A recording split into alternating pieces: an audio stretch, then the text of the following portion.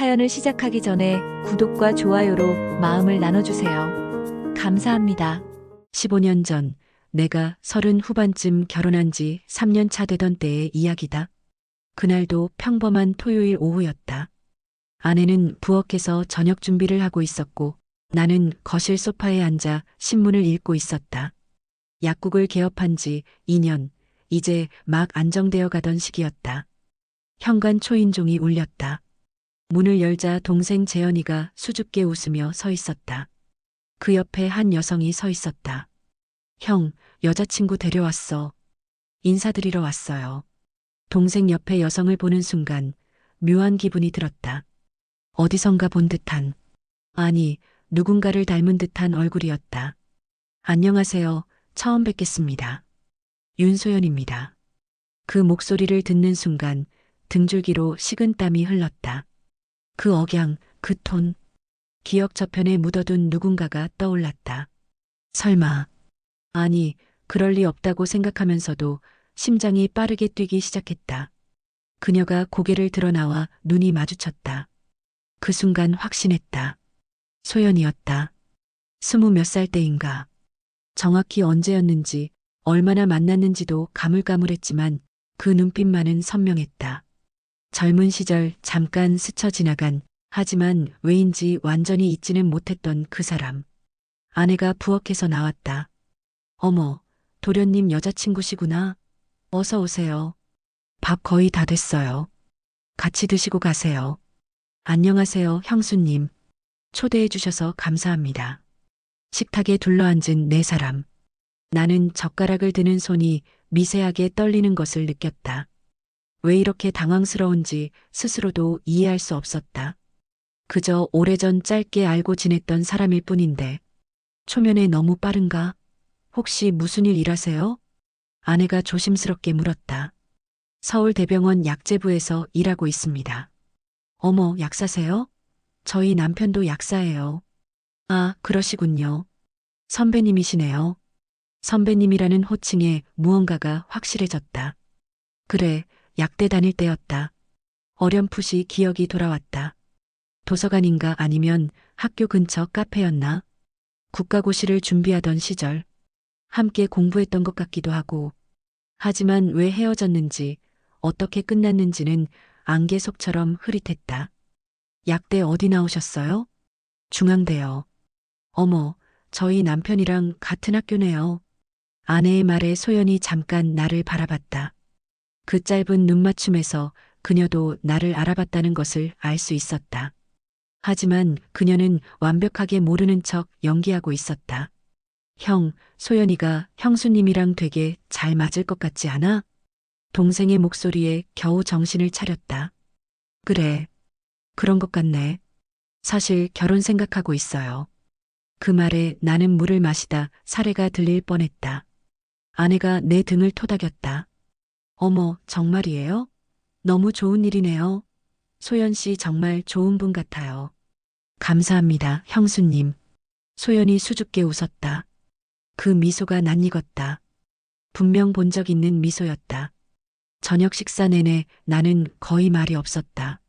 머릿속으로는 계속 과거의 조각들을 맞춰보려 애썼다. 분명 뭔가 있었다. 단순한 선후배 이상의. 하지만 명확하게 떠오르지 않았다. 다만 가슴 한구석이 묘하게 아려오는 것만 느낄 수 있었다. 형제분이 또 있으세요? 소연이 동생에게 물었다. 아니요, 저랑 형 둘뿐이에요. 그럼 제가 막내 며느리가 되겠네요. 아내가 환하게 웃었다. 어머님께서 정말 좋아하실 거예요. 도련님 결혼 언제나 기다리셨거든요. 식사 후 담배를 피운다는 핑계로 베란다로 나갔다. 사실 담배는 5년 전에 끊었지만 지금은 혼자 있을 시간이 필요했다. 유리문 너머로 거실이 보였다. 소연이 아내와 즐겁게 대화하고 있었다. 동생은 행복한 표정으로 그녀를 바라보고 있었다. 완벽한 연인의 모습이었다. 잠시 후 복도에서 발소리가 들렸다. 소연이 화장실을 가는 길이었다. 유리문 너머로 우리의 눈이 마주쳤다. 그녀는 잠시 멈칫했다. 그리고는 알 수 없는 미소를 지으며 고개를 살짝 숙여 인사하고는 그대로 지나갔다.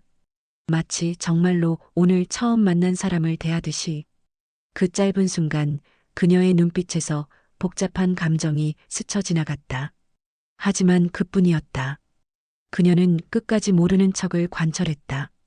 그 완벽한 연기에 나는 오히려 더 혼란스러웠다. 정말 내가 착각한 건가?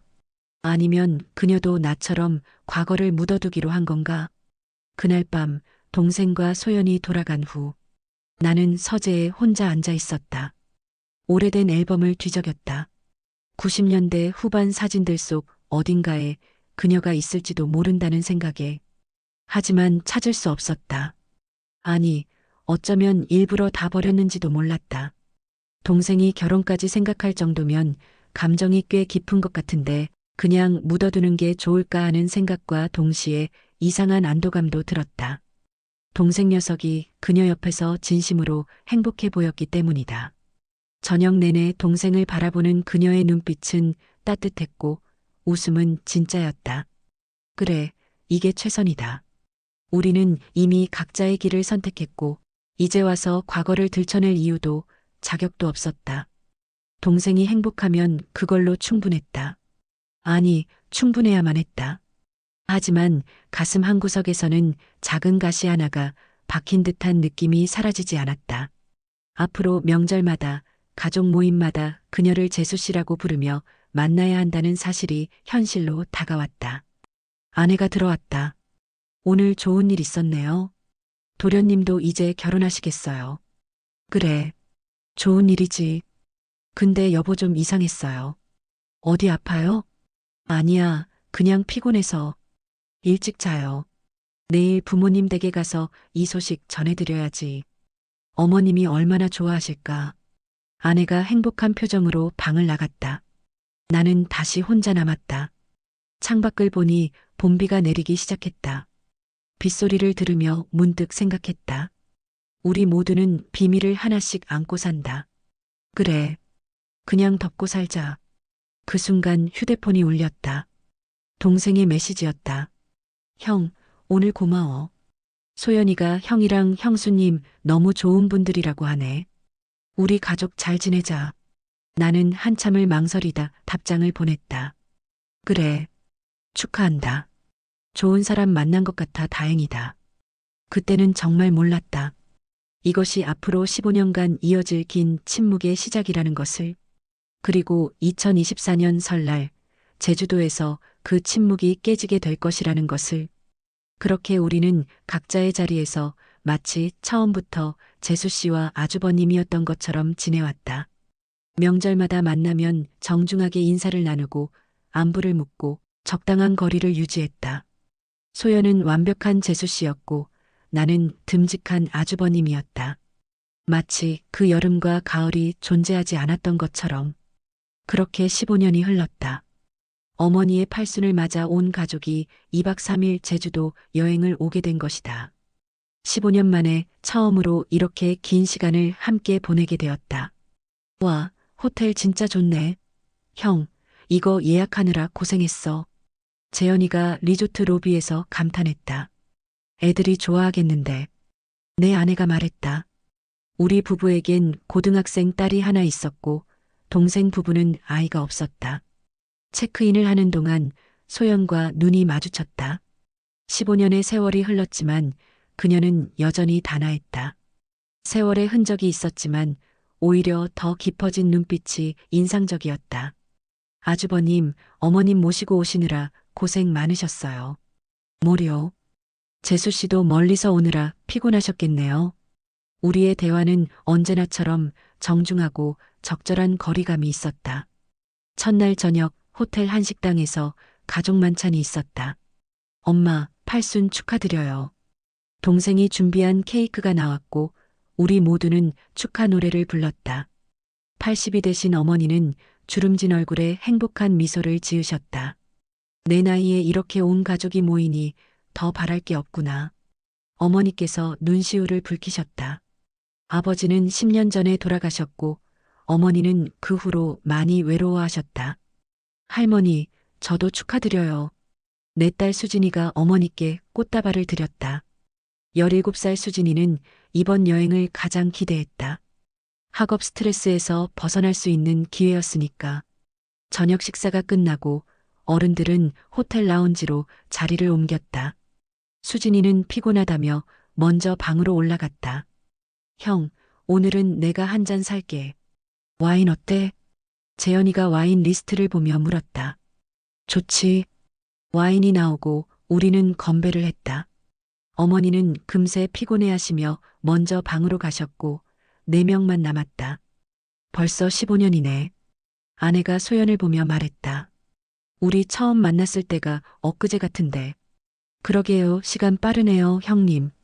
소연이 와인잔을 들어 입술에 댔다.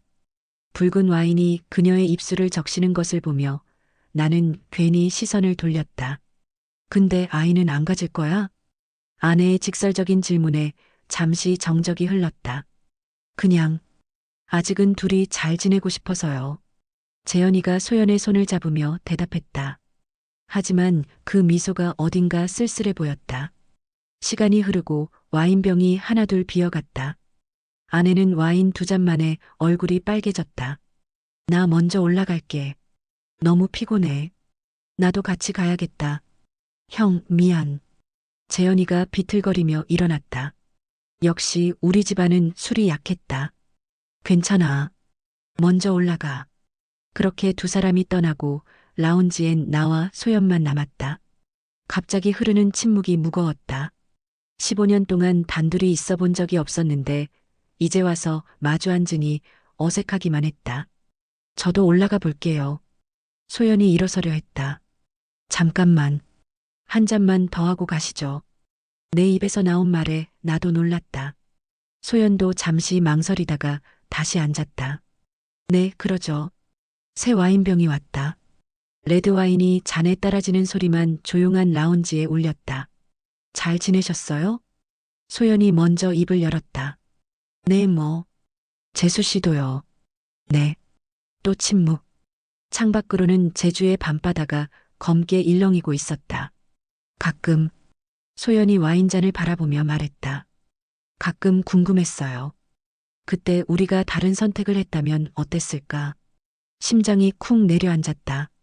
15년 만에 처음으로 과거를 언급한 것이다. 저도 가끔 생각했습니다. 후회하세요? 모르겠어요. 재수 씨는요? 저도 모르겠어요. 소연이 쓸쓸하게 웃었다. 그 웃음이 20대의 그녀와 겹쳐 보였다. 재현 씨는 좋은 사람이에요. 정말로. 알아요. 동생이 행복해 보여서 다행이에요. 아주버님도 행복해 보이세요.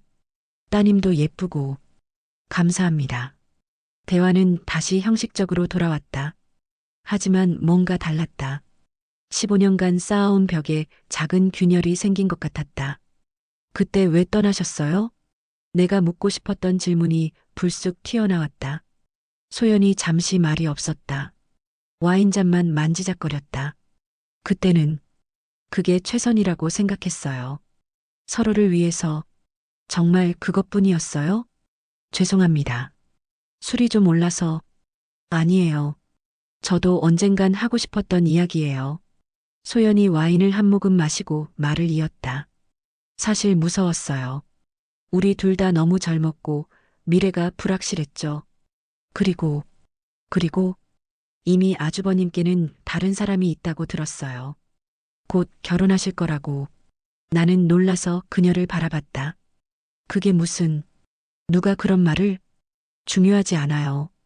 이미 지난 일이잖아요. 소연이 씁쓸하게 웃었다. 그래서 그냥 떠나기로 했어요. 깔끔하게. 그날 밤 나는 잠을 이룰 수 없었다. 소연과의 대화가 머릿속에서 계속 맴돌았다. 다른 사람이 있다고 들었다는 그녀의 말이 가슴에 박혔다. 누가 그런 거짓말을 한 걸까? 그때 나에게는 소연 외에는 아무도 없었는데. 새벽 5시 잠을 포기하고 일어났다. 조용히 옷을 입고 호텔을 나섰다. 제주의 새벽 공기는 차갑고 맑았다. 해변을 따라 걷다 보니 저 멀리 누군가 보였다. 소연이었다. 그녀도 잠을 못 잔 모양이었다. 다가갈까 말까 망설이다가 그녀가 먼저 나를 발견했다. 아주버님도 못 주무셨어요? 네. 시차 적응이 안 되나 봐요. 엉뚱한 거짓말이었다. 같은 대한민국에서 무슨 시차가 있겠는가. 소연은 얕은 미소를 지었다. 우리는 나란히 해변을 걸었다. 파도 소리만이 정적을 메웠다. 어제 제가 너무 많은 이야기를 한 것 같아요. 아니에요. 저도 궁금했던 거였으니까요. 15년이나 지난 일을 왜? 소연이 말을 멈췄다. 저도 모르겠어요. 왜 아직도 신경이 쓰이는지. 내 솔직한 말에 소연이 발걸음을 멈췄다. 아주버님, 죄송합니다. 이런 말하면 안 되는데. 저도요.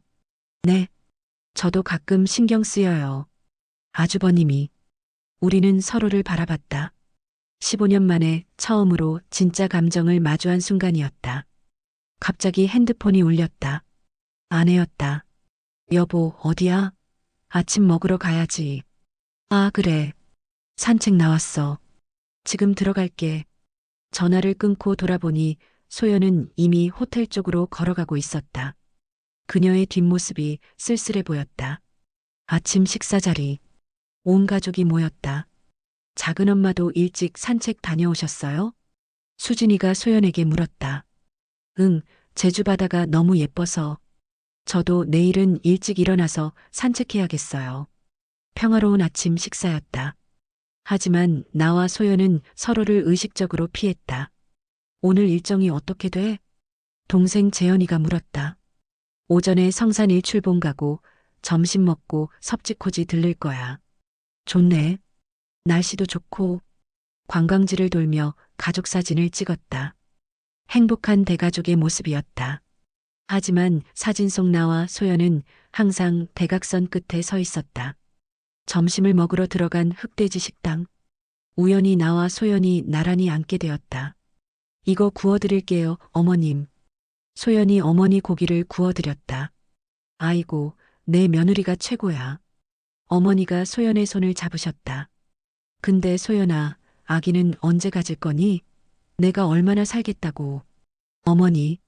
재현이가 당황했다. 죄송해요, 어머니. 저희가 좀 더 노력할게요. 소연이 대답했지만 표정이 어두워졌다. 사실, 재현이가 입을 열었다. 우리가 병원도 다녀봤어요. 근데 쉽지 않네요. 식탁에 무거운 침묵이 흘렀다. 괜찮아. 다 하늘의 뜻이 있는 거야. 어머니가 재현이의 어깨를 토닥이셨다.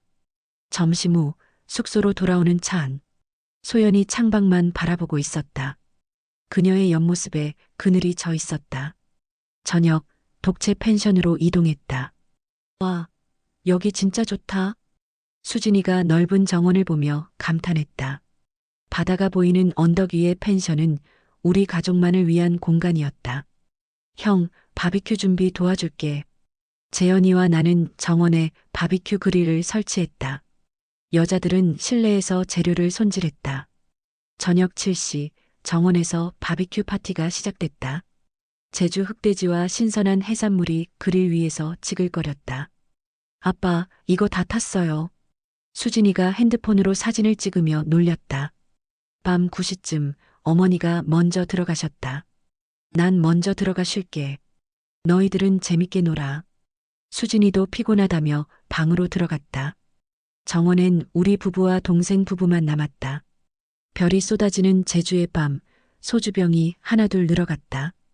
형, 우리 언제 이렇게 넷이서 술 마셔본 적 있어? 재현이가 소주를 따르며 물었다. 글쎄, 처음인 것 같은데. 맞아요. 항상 어머님이 계시거나 애들이 있거나 했죠. 아내가 말했다. 아주버님, 제가 따라드릴게요. 소연이 내 잔에 소주를 따랐다. 그녀의 손이 살짝 떨리는 것을 느꼈다. 대학 때 이렇게 밤새 술 마시곤 했는데 재현이가 추억에 젖었다. 맞아. 너는 항상 먼저 뻗었지. 형은 술 잘 마셨어? 그때는 좀 마셨지. 여보는 대학 때 어땠어요? 아내가 나에게 물었다. 그냥 평범한 대학생이었지. 아주버님도 약되셨죠? 소연이 조심스럽게 물었다. 물론 알고 있으면서도. 네. 중앙대 약대. 소연이도 중앙대잖아. 재현이가 끼어들었다. 학교 축제 때 장기자랑 같은 거 하셨어요? 소연이 나를 슬쩍 보며 물었다. 그녀도 기억하고 있을 것이다. 99년 가을 축제, 내가 기타를 들고 무대에 올랐던 것을 한 번 했었지. 뭐 했는데? 아내가 호기심 어린 눈으로 물었다. 기타 치면서 노래 불렀어. 어머, 상상이 안 가네. 무슨 노래? 기억 안 나. 거짓말이었다. 가을 우체국 앞에서를 불렀고 객석에서 소연이 나를 보고 있었다. 형님 기타 치셨어요? 소연이 모르는 척 물었다. 조금. 지금은 못 쳐. 여보, 나한테는 기타 친다는 얘기 한 번도 안 했잖아. 아내가 삐친 척했다. 별거 아니었으니까. 분위기가 무르익자 재현이가 말했다. 사실 나도 대학 때 좋아하는 선배가 있었어. 어머, 누구? 아내가 관심을 보였다. 간호학과 선배였는데 결국 고백도 못했지. 바보네. 형은 형수님 말고 다른 사람 만난 적 없어? 재현이의 질문에 잠시 정적이 흘렀다. 있었지. 몇 번. 어떤 사람이었어? 아내가 장난스럽게 물었다. 그냥 잠깐 스쳐 지나간 사람들이야. 내 대답에 소연이 잔을 만지작거렸다. 소연 씨는 어땠어요? 재현이 만나기 전에. 아내의 질문에 소연이 잠시 머뭇거렸다. 저도 한 명 있었어요. 어떤 사람이었어요? 그냥 어렸을 때 잠깐 만났던 사람이에요. 소연이 나를 슬쩍 보고는 시선을 돌렸다. 왜 헤어졌어요? 시기가 안 맞았어요. 서로 너무 어렸고 아깝네. 그 사람이랑 계속 만났으면 어땠을까? 아내의 말에 소연이 씁쓸하게 웃었다. 그랬으면 재현 씨를 못 만났겠죠. 맞네. 재현이가 소연의 어깨를 감쌌다. 운명이라는 게 있나 봐. 형이랑 형수님도 그렇고 우리도 그렇고. 재현이의 말에 모두가 잔을 들었다. 하지만 나와 소연의 건배는 어딘가 무거웠다. 근데 정말 신기해. 술이 좀 오른 아내가 말했다. 뭐가? 소연 씨랑 여보랑 같은 학교, 같은 과 출신인데 한 번도 만난 적 없다는 게. 순간 소연이 기침을 했다. 괜찮아요? 네, 소주가 좀 독해서. 학교가 크니까 모를 수도 있죠. 내가 서둘러 말했다. 그래도 약대면 그리 크지 않을 텐데. 아내가 고개를 갸웃거렸다. 학번 차이도 있고 하니까. 재현이가 분위기를 바꿨다. 형, 우리 노래방 기계 있는데 노래 부를래? 됐어. 난 못해. 에이, 형수님 앞에서 한번 해봐. 정말 궁금하네. 여보 목소리로 노래 듣는 거. 아내가 재촉했다. 소연 씨도 노래 잘하실 것 같은데. 저는 못해요. 소연이 손사래를 쳤다. 밤이 깊어가고 술병이 늘어갔다. 대화는 계속됐지만 나와 소연 사이에는 보이지 않는 긴장감이 흘렀다. 화장실 좀. 소연이 일어났다. 나도 일어났다. 화장실을 가는 길, 복도에서 재수 씨를 마주쳤다. 재미있는 저녁이네요. 소연이 쓴웃음을 지었다. 그러게요. 가을 우체국 앞에서. 기억하세요? 그때 정말 멋있었어요. 그녀가 지나가며 작게 속삭였다. 정원으로 돌아오니 아내와 재현이가 취해 있었다. 나 들어가서 잘래. 아내가 비틀거리며 일어났다. 나도. 형, 미안. 먼저 들어갈게. 재현이도 펜션으로 들어갔다. 또다시 둘만 남았다. 이번엔 정말 우연이었다. 자리로 돌아온 소연은 자리를 정리하려는 듯 분주히 움직였다. 정원에 남은 건 우리 둘뿐이었다. 불빛 아래 식탁 위에 어지럽게 남은 빈 병들과 접시들이 우리 사이의 침묵만큼이나 산만해 보였다. 제가 치울게요. 소연이 먼저 일어나 그릇을 모았다. 나도 모르게 자리에서 일어났다. 같이 하죠. 우리는 말없이 그릇을 들고 옮겼다. 그러다 접시 위에 놓인 젓가락을 동시에 잡으려는 순간 손끝이 스쳤다. 짧은 접촉. 순간적으로 심장이 쿵 하고 내려앉았다. 나는 황급히 손을 거두었지만 이미 늦었다. 소연의 눈동자가 잠시 흔들렸다. 그녀는 어색하게 웃으며 고개를 숙였다. 저 너무 취한 것 같아요. 이건 내일 치워야겠네요. 먼저 들어갈게요. 그녀는 급히 접시를 내려놓고 눈도 제대로 마주치지 않은 채 안으로 들어갔다. 남은 건 달그락거리는 그릇 소리와 그녀의 뒷모습뿐이었다. 나는 한동안 그대로 서 있었다. 밤바람이 불어왔지만 가슴속은 더 뜨겁게 달아올랐다. 펜션 안은 고요했다. 술 기운이 남아 있었지만 오히려 머리가 맑아져 새벽잠을 이루지 못했다. 목이 말라 부엌으로 나왔다. 컵에 물을 따르려는데 복도 쪽에서 발소리가 들렸다. 고개를 돌리니 화장실 문이 열리며 소연이 나왔다. 머리가 조금 헝클어진 채 물기를 닦아내며 나와 눈이 마주쳤다. 순간 둘 다 얼어붙었다. 나는 괜히 컵을 들고 씁쓸하게 웃었다. 잠이 안 오시나 봐요. 내 술을 조금 과했나 봐요. 짧은 대화, 그러나 공기는 묘하게 무거웠다. 나는 한 모금 물을 넘기고는 조심스레 말을 꺼냈다. 이대로 다시 눕기엔 오히려 더 잠이 안 올 것 같은데요. 혹시 같이 잠깐 산책하실래요? 내 말에 소연은 순간 멈칫했다. 고개를 살짝 숙이더니 조심스럽게 입을 열었다. 혹시 사람들 깨면 오해할 수도 있잖아요. 나는 억지로 웃음을 지었다. 그럼 술도 깰 겸 그냥 운동 나갔다고 하죠. 뭐 따로따로. 그녀는 잠시 나를 바라보다 작게 고개를 끄덕였다. 네. 펜션 현관문을 열자 차가운 새벽 공기가 밀려 들어왔다. 별빛이 가득한 하늘, 멀리서 파도 소리가 잔잔히 들려왔다. 우리는 말없이 신발을 신었다. 서로 한 걸음 간격을 둔 채 같은 방향으로 걸음을 옮겼다. 마치 따로 걷지만 어쩔 수 없이 나란히 걷는 사람들처럼. 새벽 공기가 차가웠다.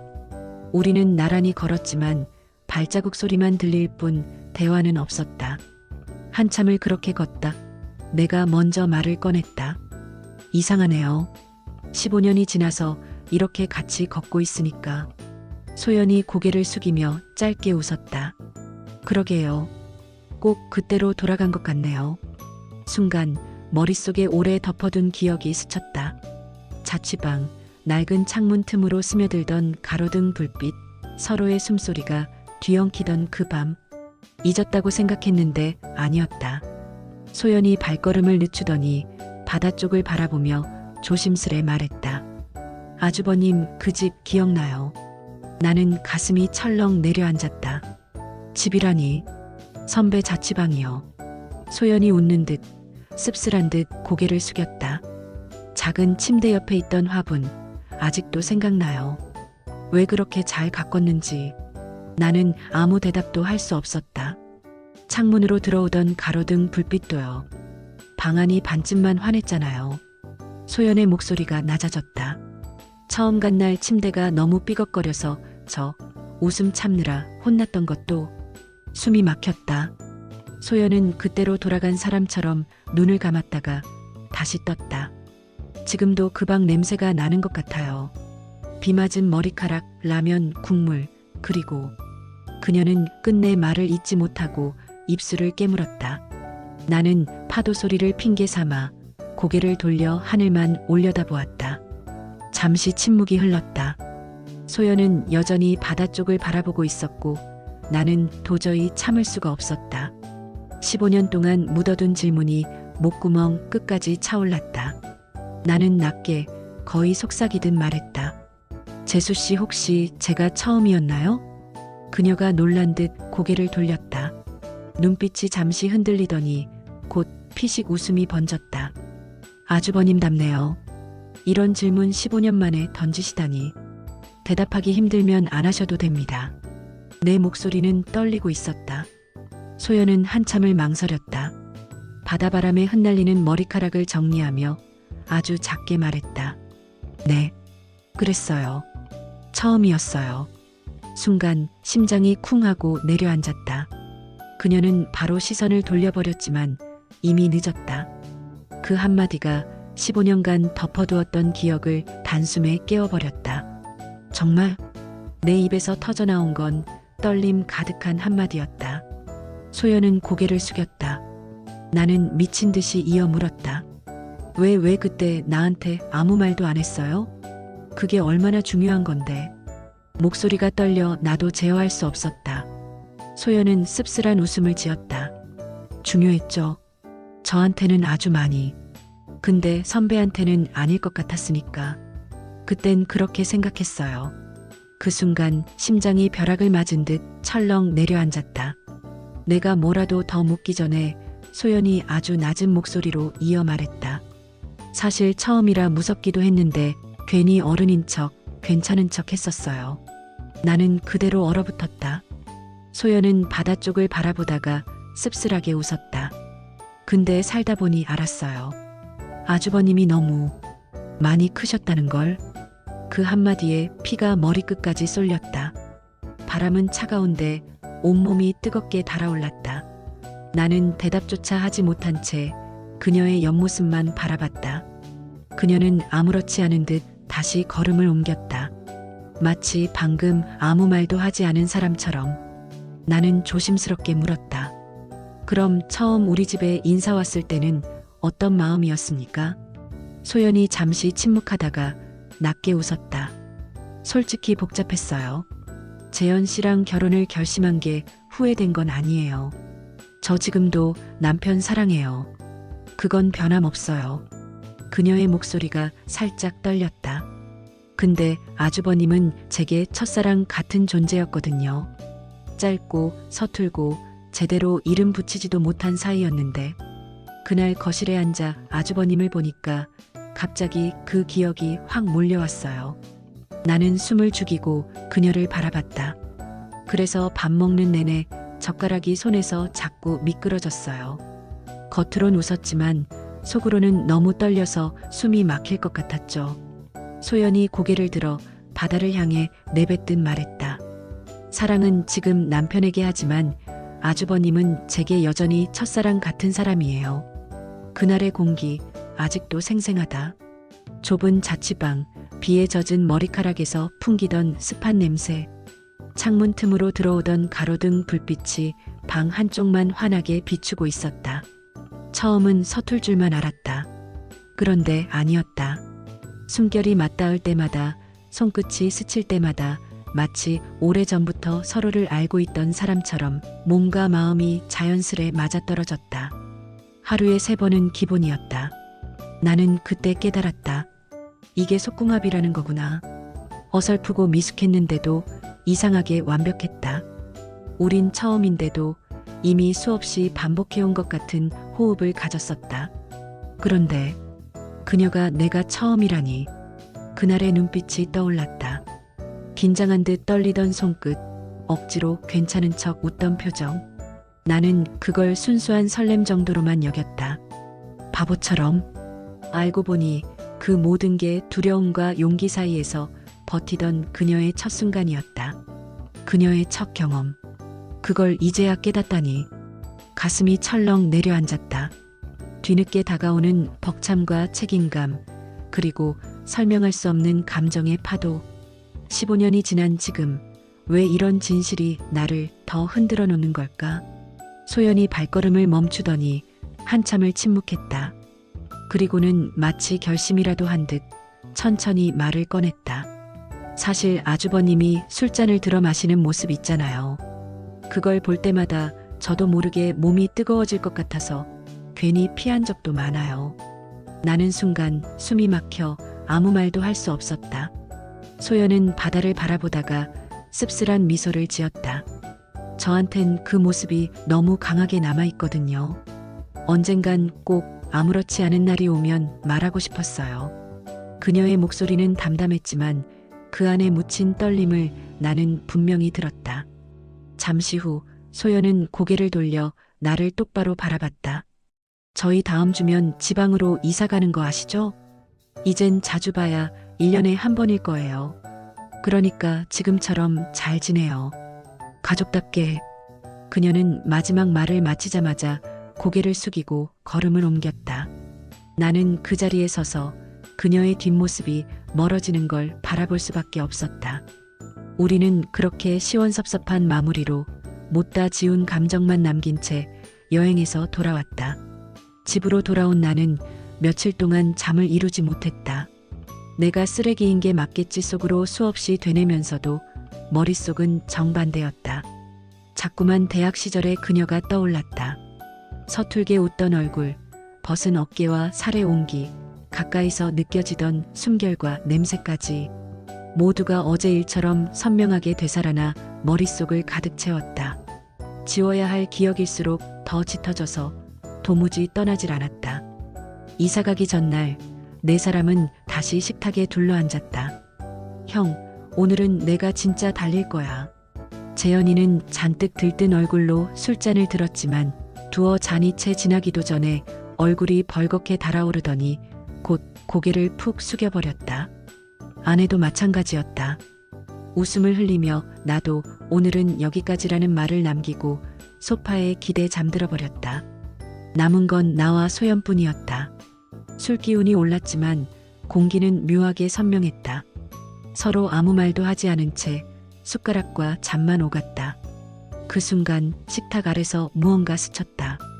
가볍게 그러나 확실히 내 다리와 그녀의 다리. 나는 본능적으로 몸을 움찔했지만 다시금 부딪히고 말았다. 아니, 부딪혔다기보다 피하지 않은 것 같았다. 그 짧은 스침이 온몸에 불씨를 일으켰다. 머릿속이 하얘졌다. 술 때문일까? 아니면 15년 전의 기억 때문일까? 억누르려 애쓸수록 오히려 선명하게 피어오르는 감각. 내 안의 어떤 부분이 스스로 제어되지 않는 듯 반응해버렸다. 나는 고개를 숙여 술잔을 들었지만 잔 안의 술은 이미 무슨 맛인지 알 수 없었다. 심장은 요란하게 뛰고 손끝은 식탁 아래로만 신경이 쏠려 있었다. 나는 도저히 참을 수 없어 자리에서 일어났다. 화장실 문을 잠그고 거울 속 내 얼굴을 마주했다. 붉게 달아오른 얼굴, 떨리는 숨결. 찬물을 틀어 손을 적셨다. 차갑게 쏟아지는 물소리가 화장실 안을 채웠다. 그 소리에 모든 것이 묻히길 바라며 나는 한참을 고개 숙인 채 서 있었다. 얼마나 시간이 흘렀는지 알 수 없었다. 세차게 쏟아지는 물소리에 내 숨결을 섞으며 한동안 고개를 떨군 채 서 있었다. 심장은 조금씩 가라앉았지만 손끝에 남은 감각은 쉽게 사라지지 않았다. 거울을 보니 얼굴이 창백했다. 마치 방금 전까지의 나를 들키기라도 할까 두려워 몇 번이고 찬물로 얼굴을 씻었다. 수건으로 물기를 훔치고 깊게 숨을 들이켰다. 문을 열고 나와 다시 식탁 쪽으로 발걸음을 옮겼다. 거실은 여전히 어수선했다. 동생과 아내는 소파에 그대로 쓰러져 잠들어 있었고 소연은 빈 잔들을 천천히 치우고 있었다. 그녀가 고개를 들었다. 아주버님 괜찮으세요? 나는 순간 숨이 막혔지만 애써 태어난 척 고개를 끄덕였다. 응, 물 좀 마시고 왔어. 소연의 눈빛이 스쳐갔다. 아무 말도 하지 않았지만 그 눈빛 속에서 나는 알 수 있었다. 아마 그녀도 눈치챘을지 모른다는 걸. 나는 서둘러 술병을 정리하며 들키지 않은 듯 가장 자연스러운 표정을 지었다.